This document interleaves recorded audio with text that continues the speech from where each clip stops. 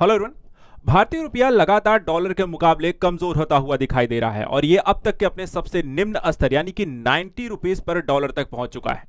इसको लेकर के दो तरीके के मत आते हैं। एक कहता है कि अगर डॉलर के मुकाबले रुपया कमजोर हो रहा है तो इससे अर्थव्यवस्था को नुकसान होता है, जिसकी भरपाई हर एक भारतीय करता है।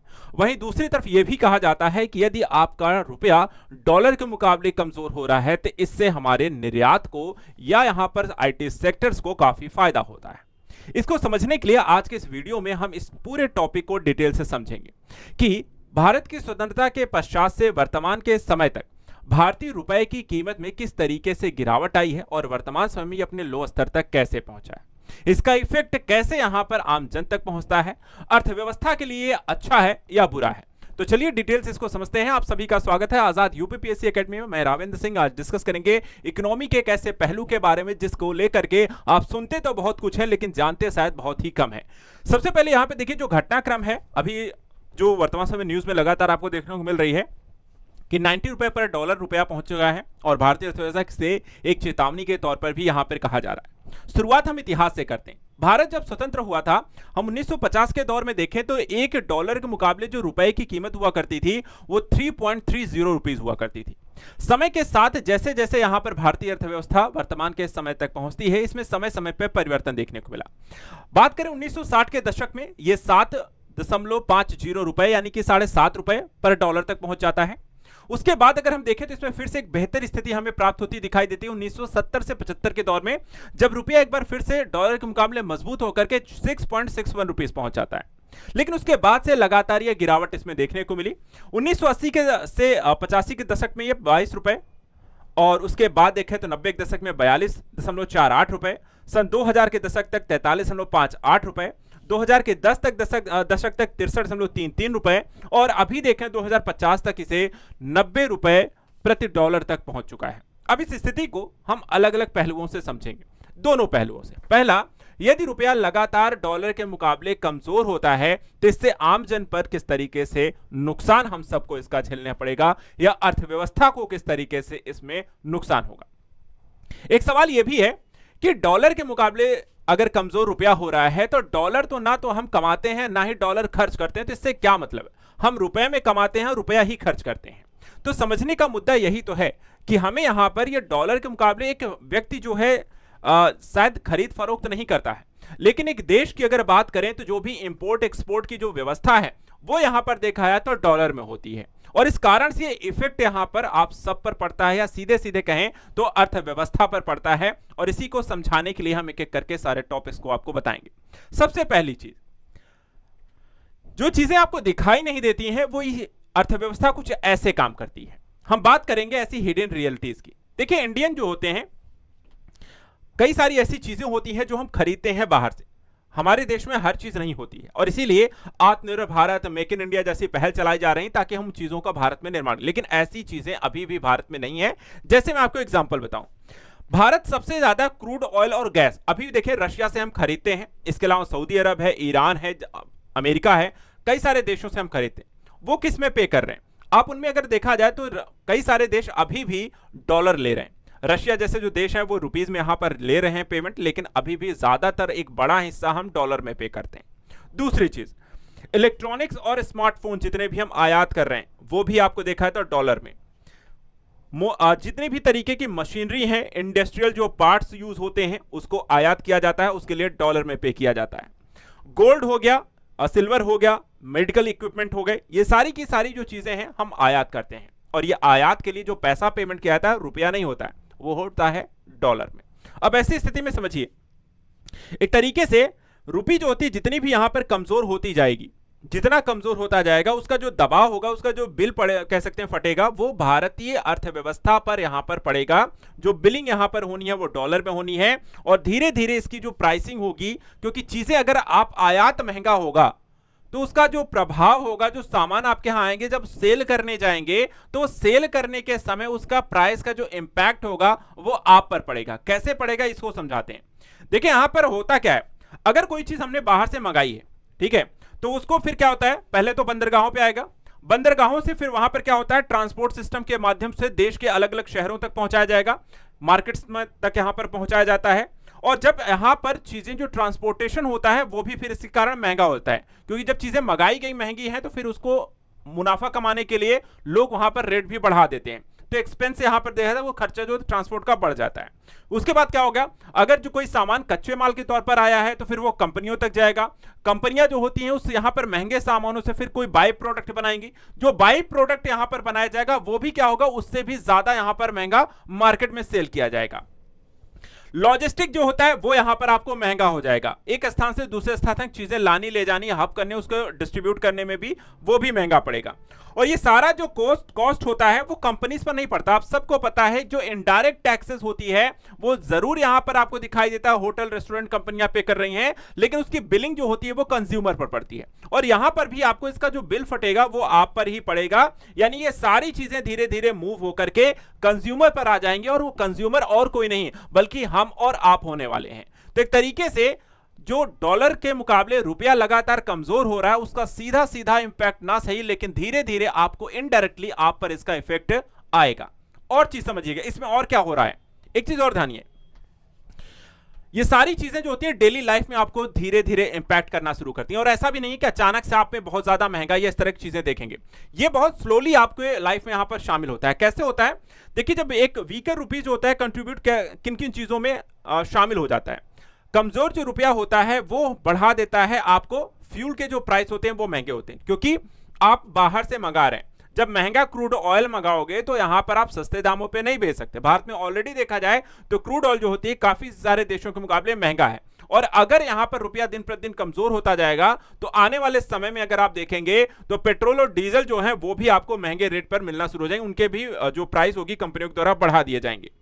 इसके अलावा देखा जाए जो गुड्स होंगे जिन्हें ट्रेन के माध्यम से, ट्रक्स के माध्यम से, शिप्स के माध्यम से एक शहर से दूसरे शहर लाना ले जाना हो रहा है, वो धीरे धीरे महंगे हो जाएंगे, प्राइस इनके बढ़ा दिए जाएंगे। इलेक्ट्रॉनिक्स के सामान है, वॉशिंग मशीन है, स्मार्टफोन है, जो भी चीजें बाहर से आ रही हैं वो उन सारी चीजों के दाम क्या होंगे, महंगे हो जाएंगे।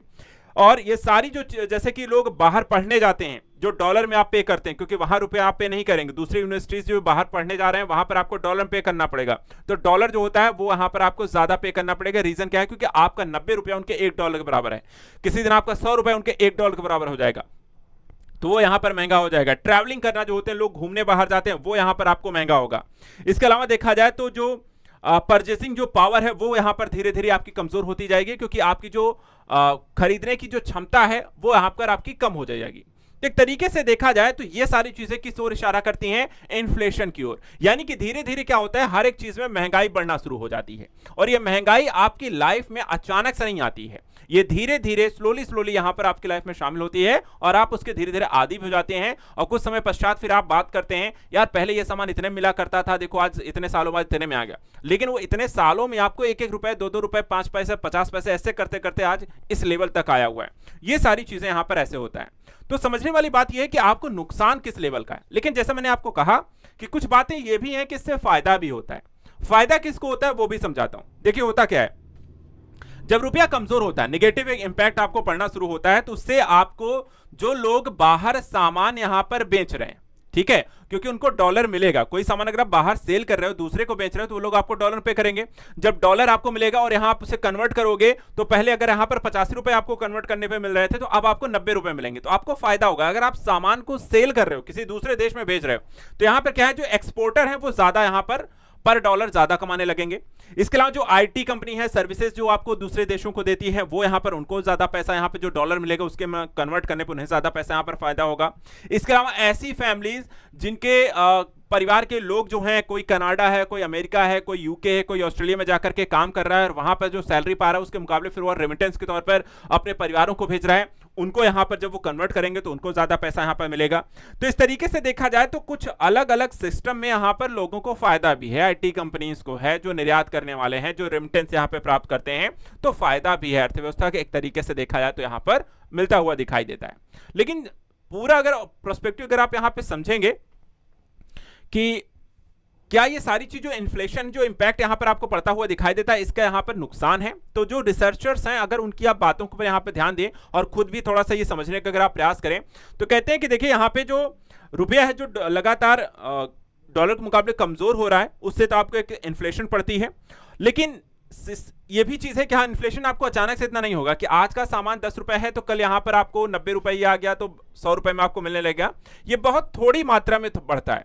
एग्जाम्पल के वाइज अगर आपको बता दें कि अगर आपका रुपया जो है डॉलर के मुकाबले 5% उसके मूल्य में गिरावट हुई है, ठीक है, डॉलर के रुपए में 5% अगर गिरावट हुई है तो उससे कितनी इन्फ्लेशन बढ़ती है? मात्र 0.25% या 0.15% ही आपका इन्फ्लेशन होता है। इस तरीके से यहां पर आपको ये इंपैक्ट करती है, बहुत ज्यादा और बहुत तेजी से देखा जाए तो इंपैक्ट नहीं करती है।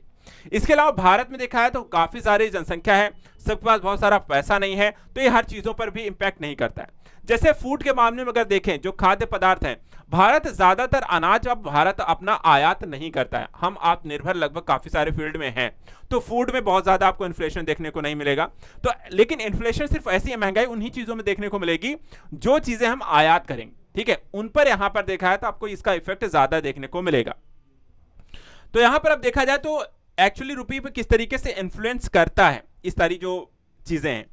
तो यहां पे देखिए, जो करेंसी है उसको मजबूत करने का भी प्रयास होता है। एक सवाल ये भी आता है कि सर ऐसा क्या करें कि इसको जो लगातार ये कमजोर हो रही है इसको मजबूत कैसे किया जा सकता है, या लगातार ये कमजोर क्यों हो रही है, इसके पीछे का रीजन क्या है। तो देखिए, इसके कई सारे इंपैक्ट होते हैं, कई सारे, और इसमें सबसे ज्यादा जो प्रभाव यहां पे डालता है वो आपकी ग्लोबल इकोनॉमी होती है कि किस तरीके से चीजें चल रही हैं।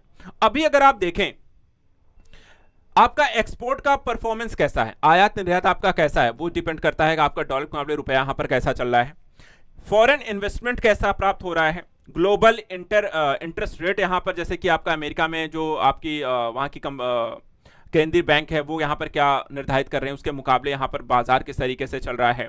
भारत का अपना जो सेंट्रल बैंक है जैसे आरबीआई है, उनकी अपनी क्या पॉलिसी है डॉलर के मुकाबले रुपीस को अगर कमजोर होने से बचाने को लेकर के क्या करते हैं, ग्लोबल रिस्क सेंटीमेंट कितने हैं, डॉलर की जो वर्ल्ड वाइड यहाँ पर डिमांड कैसी है, ये सारे जो फैक्टर हैं वो दिखाते हैं, वो यहाँ पर निर्धारित करते हैं कि डॉलर के मुकाबले जो रुपया है कमजोर हो रहा है या मजबूत हो रहा है, या उसको लेकर के किस तरीके से स्टेबलाइज करने की कोशिश की जा रही है। इन सारी चीजों पर डिपेंड करेगा कि ये चीजें कैसी चल रही हैं। एट द लास्ट यहाँ पर चीजें समझने वाली बात है, जैसे कि राजीव कुमार जो कि नीति आयोग के यहाँ पर आपको सदस्य भी हैं, वो भी यहां पर देखिए कहते हैं कि rupee falling is not bad, it's actually good for the economy. यानी कि पूरी तरीके से देखा जाए तो रुपए का डॉलर के मुकाबले गिरना अर्थव्यवस्था के लिए नुकसानदायक नहीं होता है, ये फायदेमंद भी है। लेकिन देखा जाए ओवरऑल पर्सपेक्टिव, आज नहीं तो कल यहां पर इसका नुकसान जरूर है, महंगाई इन्फ्लेशन जो होती है वो लगातार आपको जरूर बढ़ जाती है। तो क्या समझने वाली बातें हैं। तो जाते जाते देखिए कुछ चीजों को हमेशा ध्यान रखिएगा, कभी भी आपको अब लगे कि रुपया डॉलर के मुकाबले कमजोर हो जाता है, ये किस तरीके से इंपैक्ट करेगा, तो इस वीडियो को कोई भी आपसे सवाल करे तो आप इस वीडियो को शेयर कर सकते हैं। इसमें सारी चीजों को हमने इसीलिए डिटेल से डिस्कस किया हुआ है, ठीक है। अब देखो होता क्या है, अब समझने वाली बात क्या है कि ऐसा भी नहीं होगा कि जैसे मैंने आपको बताया कि अचानक से इन्फ्लेशन होगा, अचानक से आपका पूरा का पूरा बजट यहां पर तोड़कर रख देगा। लेकिन हाँ, धीरे धीरे यहां पर कहता है कि आपकी लाइफ में ये इंपैक्ट डालना शुरू करेगा, एक दिन में नहीं लेकिन सालों साल यहां पर देखा था चीजें महंगी होती चली जाएंगी, और इससे यहां पर आपको ज्यादा कुछ यहां पर बेनिफिट्स होता हुआ दिखाई नहीं देता है। हाँ, एक टाइम के बाद जैसे कि परचेसिंग पावर जो होती है, जैसे सैलरी इत्यादि है, डीए है और बाकी सारी जो होती है महंगाई भत्ता, वो बढ़ जाता है, उसके मुकाबले आपको कंपैरिजन में आपकी सैलरी इत्यादि बढ़ जाती है। लेकिन वो ओवरऑल पर्सपेक्टिव यहाँ पर वो फायदेमंद उतना साबित नहीं होता है। कहते हैं जितनी आपकी सैलरी है उस हिसाब से आपका खर्च भी है, तो बहुत ज्यादा सेविंग्स यहाँ पर आपको बचती हुई दिखाई नहीं देती हैं। तो currency is not just for the traders and economist, it is a lens to our future spending, saving and stability. यानी कि ये सारी चीजें जो हो रही हैं ये क्या दिखाता है कि हमारा फ्यूचर कैसा होगा, हमारे पास सेविंग्स कितनी होगी, स्टेबिलिटी, हम इकोनॉमिक तौर पे कितने स्टेबल रहेंगे, ये सारी चीज डिपेंड करती है वर्तमान समय में रुपया वर्सेस डॉलर के मूल भाव की स्थिति, ठीक है। तो आज के लिए यहाँ पर इतना ही। ऐसे इंपॉर्टेंट प्रोस्पेक्टिव के लिए, इकोनॉमी से संबंधित न्यूज के लिए, करंट एस्पेक्ट के लिए आपको और भी जानना और समझना हो तो चैनल को सब्सक्राइब करें। आपका क्या कहना है रुपये के गिरते हुए इस स्थिति को लेकर के, वीडियो के कमेंट में करके हमें जरूर बताएं। साथ ही वीडियो को शेयर ज्यादा से ज्यादा करें, बेल आइकॉन को दबाएं ताकि लगातार नई अपडेट्स आप तक पहुंचती रहे। आज के लिए इतना है। Thank you so much and good luck.